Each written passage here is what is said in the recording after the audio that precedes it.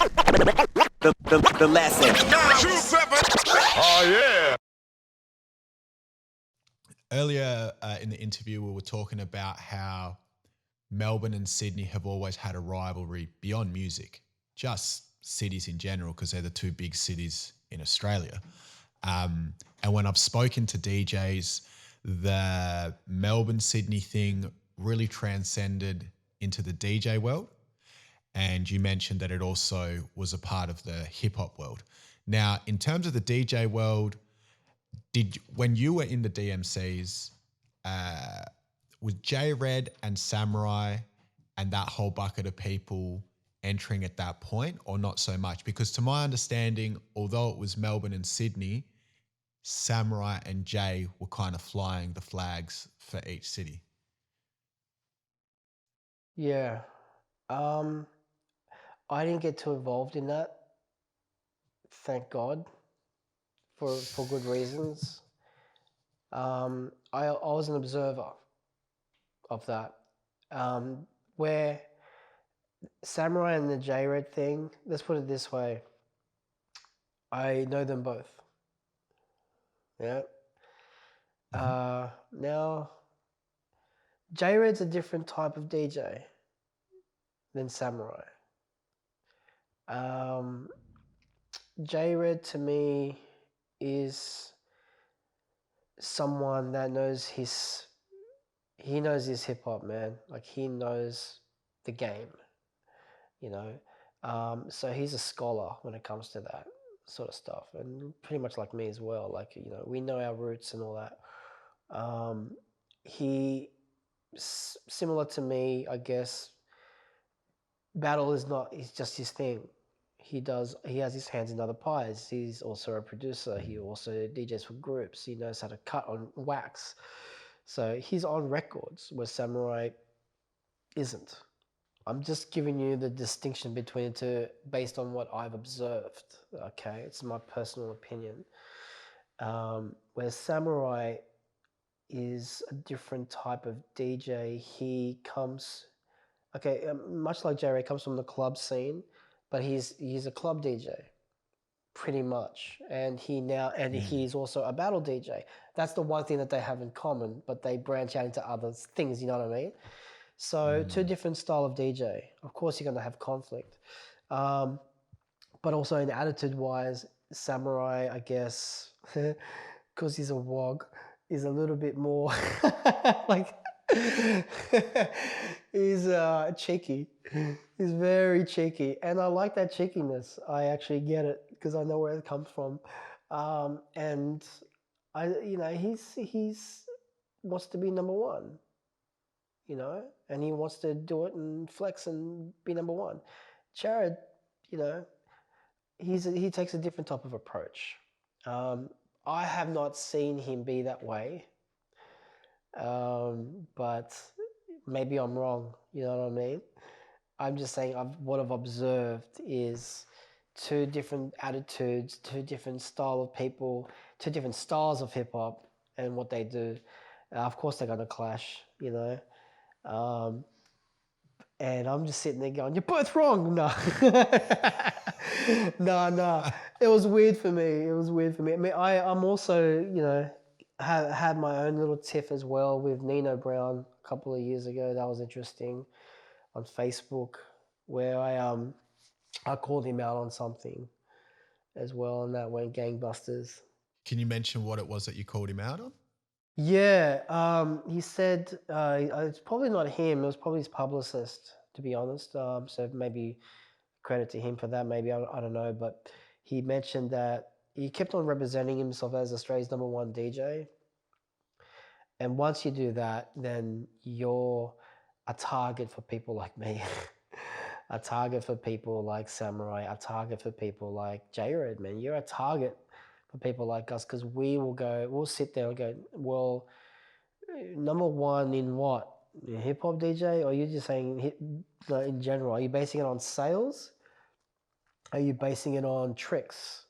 Are you basing it on technique and skill? You know, what are you basing that on? It's too broad of a term to say you're #1. And the way I saw it, and maybe a couple of other DJs always like, we don't even say that we're number one and we're damn good. So I called him out and saying basically, nothing personal. It was business. It's like, if you're number one, then go head to head with me on stage. Let's go. Pick the records, pick the venue, and let's get our butts there and then see if you're really number one. And then started a whole shitstorm of, everyone started tapping in, going, yeah, nah, F him, do it. It's going to be awesome. And the other were like, no, who the hell is this guy? Never heard of me. And because they come from that world. And it was so good watching it all happen. I was there with popcorn going, yum, yum, yum, yum, yum, yum, yum. It was great. And then I got a call from Samrai, of course, because they were buddies. And he was just going, yeah, man, look, I no disrespect. I'm like, hey, what do you got to do with it? You got nothing to do with it. Like, I felt like he was speaking on his behalf. I was like, nothing personal, man. If I was to do something like that, I would definitely get called on it. Come on. Yeah. And that's what it was. So what I'm saying is, we have, this is our livelihoods. We take this stuff seriously. So yeah, we will call you out on that bullshit if you go out there and do it. I saw him in Melbourne actually a couple of years after. That was fucking awkward. And he's like, he looked at me and I was just like, hey, my arch nemesis, what's up? Straight away. And he's like, oh man, how are you? Yeah, no, I'm good, man. Let's go for a coffee. So we sat down and coffee.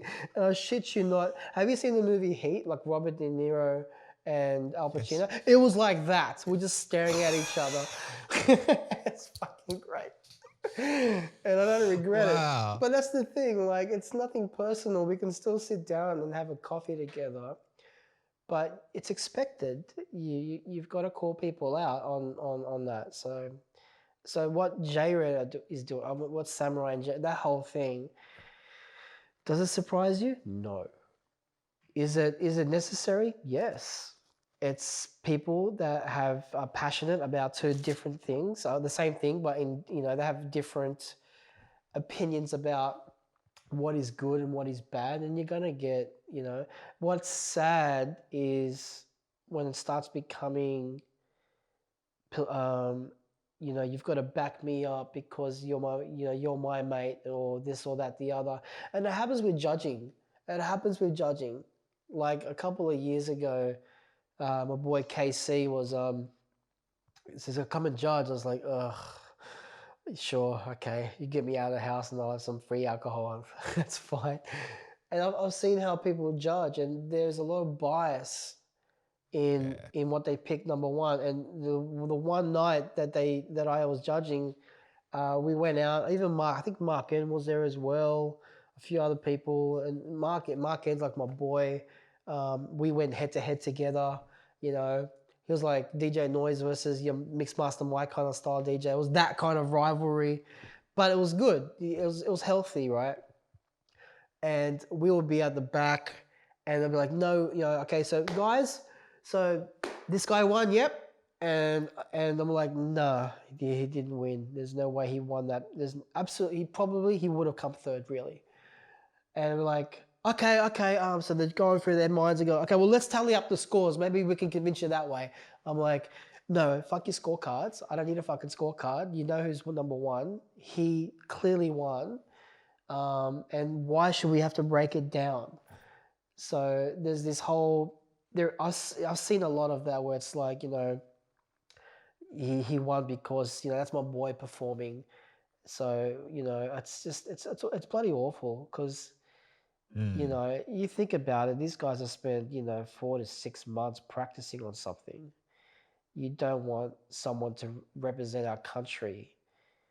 First of all, it's a form of respect. You've got to respect people who do good work and have to win.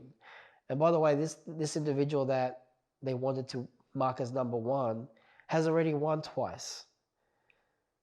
It's like, it's time for him to lose now. Okay, he's had his turn. All right, now it's his turn, and rightfully so. And I'm like, why am I in the back alley of this place in Melbourne even convincing you of this? Like, what a waste of my time. Like, it's really, that's when it gets frustrating. You know what I mean? When you see Yeah. that kind of talk, it's just like, when the obvious answer is like, dude, come on. I don't need a scorecard. He won. Yeah. The lesson. 927. Oh, yeah.